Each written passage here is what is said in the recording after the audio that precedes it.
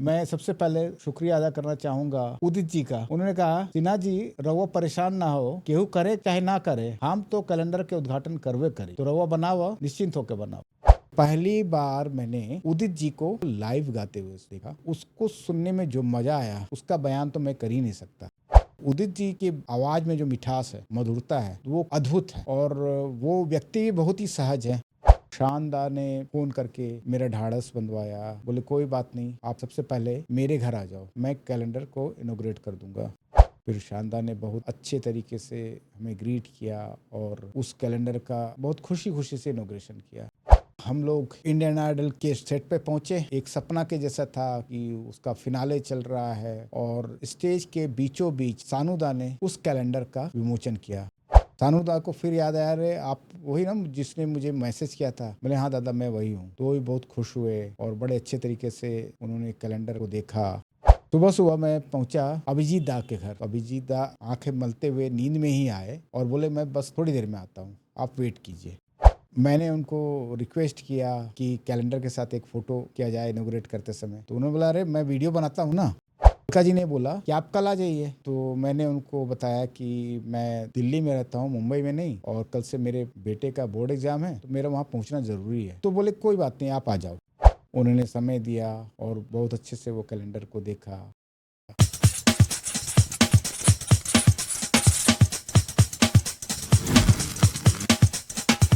दोस्तों, कहानी कंटिन्यूड के इस एपिसोड में आपका स्वागत है। जैसा कि आपको पता है कि हम कैलेंडर सीरीज के बारे में बता रहे हैं, जो मैंने 6 कैलेंडर अभी तक बनाए थे, उसकी जर्नी के बारे में बता रहा था। तो ये उसी जर्नी का सबसे आखिरी एपिसोड है। हर कैलेंडर में मैंने एक स्टार को ही चुना, लेकिन 2024 में मैंने सोचा कि साल की शुरुआत हम शुरू से करते हैं। इस बार एक नहीं 12 स्टार्स हमने रखे। वो स्टार्स कौन थे? वो स्टार्स थे सिंगर्स, जो कि मुंबईया फिल्मों के रीढ़ माने जाते। सिंगर्स के बिना तो फिल्मों को चलना मुश्किल है। संगीत नहीं तो फिल्म भी नहीं। कम ही फिल्में ऐसी बनी जो बिना संगीत के चली। जिन फिल्मों का संगीत हिट हुआ वो फिल्म भी हिट हुई। बहुत से उदाहरण है इसके। फिल्मी दुनिया में सिंगर्स की भूमिका इतनी महत्वपूर्ण है कि अभी आशा ताई जब गुजरी तो लगा कि हमारी जिंदगी का एक बड़ा हिस्सा ही निकल गया है। और अभी हाल में ही अरिजीत सिंह ने कहा था प्लेबैक सिंगिंग नहीं करेंगे, तो हड़कंप मच गया। आमिर खान को भी उनके गांव में जाकर अपने फिल्म के गाने की रिकॉर्डिंग करानी पड़ी। और ये सिंगर्स जो होते हैं, ये फिल्म स्टार से कहीं कम नहीं होते। ये इतने बिजी होते हैं कि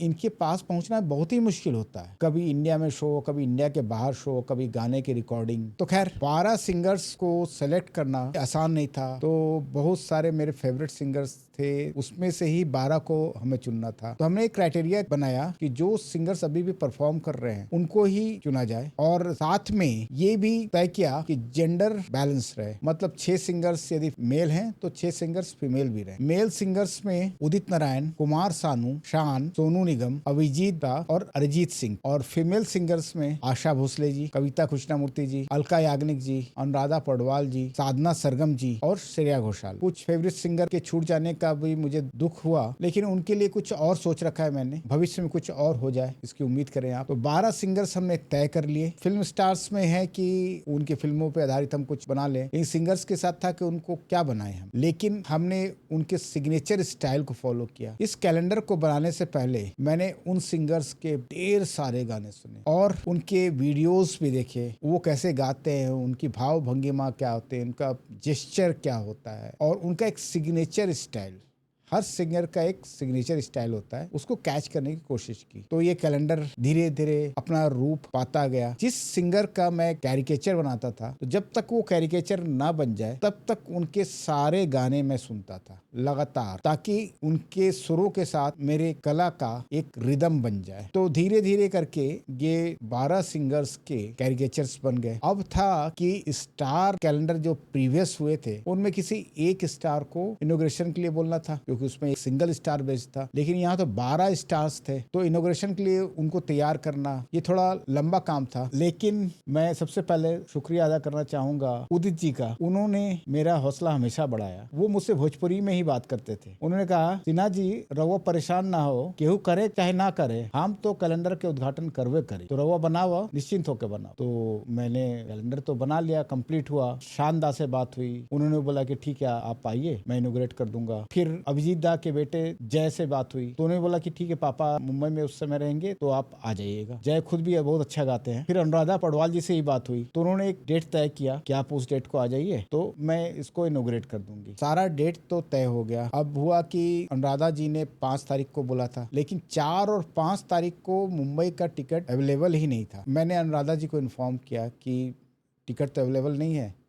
तो मैंने अपने बेटे को बोला कि 6 तारीख को सुबह उठ के हम लोग मुंबई का टिकट करा लेंगे। सुबह मैंने बेटे को उठाया, लेकिन किसी और वजह से, दरअसल रांची से मेरे भाई का फोन आया कि पिताजी कोई रिस्पॉन्ड नहीं कर रहे हैं। तो मैंने बोला डॉक्टर को बुलाओ। डॉक्टर भी आया। डॉक्टर ने बोला कि अब रहे ही नहीं। मैं तो बिल्कुल सन्ने रह गया। बेटे को मैंने बोला कि बेटा अब टिकट मुंबई का नहीं रांची का कराओ, और फिर मैं तुरंत रांची निकल गया। वहाँ मैं पहुंचा और पिताजी को देखा। सोच भी नहीं सकता उस हाल में उनको देखना। हालांकि पिताजी 96 ईयर्स के थे, लेकिन कहीं से ये कोई भी अंदेशा नहीं था कि वो नहीं रहे। वो बिल्कुल चलते फिरते थे, सारा काम खुद करते थे। खैर, पिताजी ने कहा था कि अक्षय कुमार का जो मैंने कैलेंडर बनाया था उसमें डेट थोड़े छोटे हैं। उन्होंने कहा इस बार डेट बड़ा बना। तो मैंने उनकी बात मानी थी। डेट बड़ा बनाया भी था, लेकिन वो देखने के लिए थे ही नहीं। मैं उनके पास कैलेंडर लेके बोला कि देखो मैंने डेट का फॉन्ट बड़ा कर दिया है, पर वो रहे ही नहीं। वो अपने सिरहाने पे हमेशा मेरा बनाया हुआ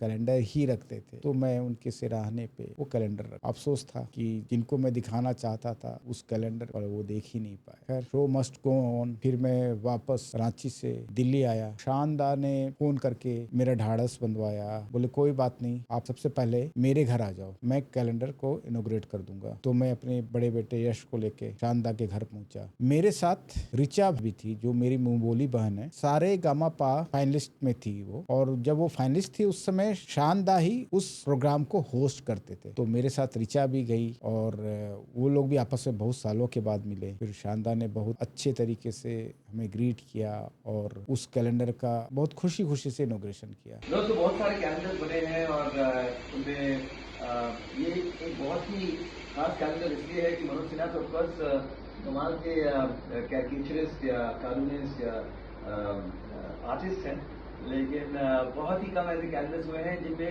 इंडियन बॉलीवुड या प्लेबैक सिंगर्स को ट्रिब्यूट दिया गया है।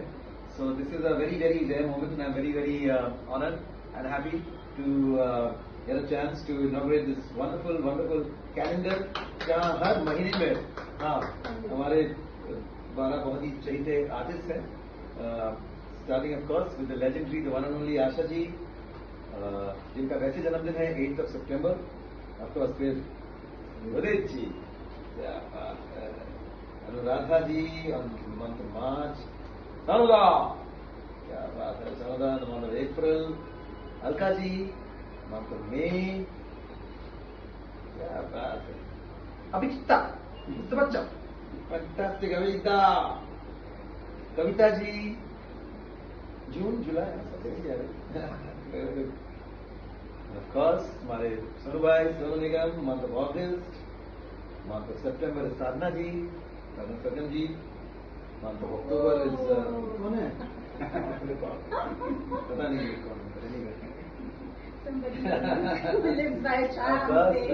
Shreya in the month of November, and Ariji, wonderful, very star with Asha ji and with Arjit and all of us on the team.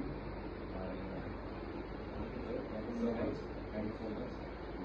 फिर उन्होंने पूछा और किसको किसको बोल, मैंने बताया। उन्होंने बोला सानूदा से बात हुई। मैंने सानूदा को मैंने मैसेज किया था, लेकिन अभी तक कोई रिस्पांस तो आया नहीं है। तो उन्होंने आकाश जी हैं जो इंडियन आइडल को कंडक्ट करते हैं, उनको फोन किया कि मनोज है, उनका कैलेंडर है, सानूदास से भी उद्घाटन करवाना है। तो आकाश जी ने भी बहुत हेल्प किया। बोले कि आप कल फिल्म सिटी के स्टूडियो में आ जाइए, इंडियन आइडल फिनाले का शूट हो रहा है। हम लोग इंडियन आइडल के सेट पे पहुंचे। एक सपना के जैसा था कि उसका फिनाले चल रहा है, और स्टेज के बीचों बीच सानूदा ने उस कैलेंडर का विमोचन किया। सानूदा को फिर याद आया, अरे आप वही ना जिसने मुझे मैसेज किया था। बोले हाँ दादा मैं वही हूँ। तो वो भी बहुत खुश हुए और बड़े अच्छे तरीके से उन्होंने कैलेंडर को देखा। उसके बाद अगले दिन उदित नारायण जी के पास जाना था। उदित नारायण जी ने कहा कि आप सुरेश वाडेकर जी के स्टूडियो आजीवासन में आ जाइए, जो कि जुहू में है। तो मैं वहाँ पहुंचा। वहाँ पे उदित जी का रिहर्सल चल रहा था दरअसल अंबानी के बेटे की शादी थी और उसी में परफॉर्म करने के लिए प्रीतम दा ने रिहर्सल रखा था। पहली बार मैंने उदित जी को लाइव गाते हुए देखा और उन्होंने अपने सारे हिट्स गाने की रिहर्सल की। उसको सुनने में जो मजा आया उसका बयान तो मैं कर ही नहीं सकता। उदित जी को लाइव सुनना, उदित जी की आवाज में जो मिठास है, मधुरता है, वो अद्भुत है और वो व्यक्ति भी बहुत ही सहज है, सबसे अच्छे से घुलते मिलते हैं और कोई उनमें बड़प्पन दिखाने की जरूरत नहीं होती है, सबसे एक ही भाव से मिलते हैं।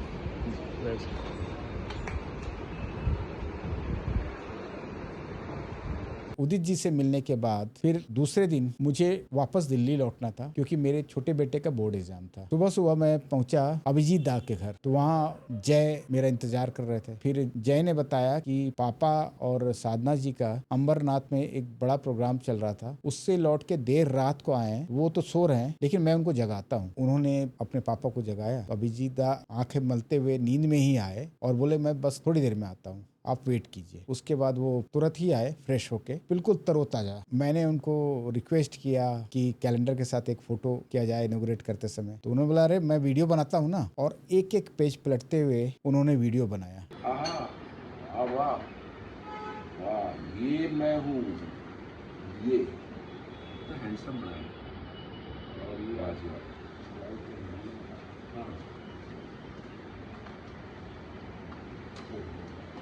अरे वाह, मेरा पूरा भी नचे कि मैं एक्चुअली सितंबर में 3 लोग थे। फिर अभिजीत दा ने बोला कि और किससे मिलने जाओगे, साधना सरगम से मिल लो। तो मैंने बोला साधना जी तो यहाँ से दूर रहती हैं और मैं उनके पास जाऊंगा तो शायद फ्लाइट ना पकड़ पाऊं। तो हालांकि साधना जी से मेरी बात हुई थी पर मेरे पास समय की बिल्कुल कमी थी। तो उन्होंने बोला अलका याग्निक जी तो बिल्कुल बगल में रहती हैं, तो वहाँ चले जाओ। फिर अलका जी से मैंने बात की। अलका जी ने बोला कि आप कल आ जाइए। तो मैंने उनको बताया कि मैं दिल्ली में रहता हूँ, मुंबई में नहीं, और कल से मेरे बेटे का बोर्ड एग्जाम है तो मेरा वहाँ पहुँचना जरूरी है। तो बोले कोई बात नहीं, आप आ जाओ। तो मैं एयरपोर्ट के लिए निकला और सारा सामान लिए हुए ही मैं उनके घर पहुंचा। अलका जी को जाना था पंकज उदास जी की श्रद्धांजलि सभा में। तो खैर उन्होंने समय दिया और बहुत अच्छे से वो कैलेंडर को देखा, बेटे को भी आशीर्वाद दिया।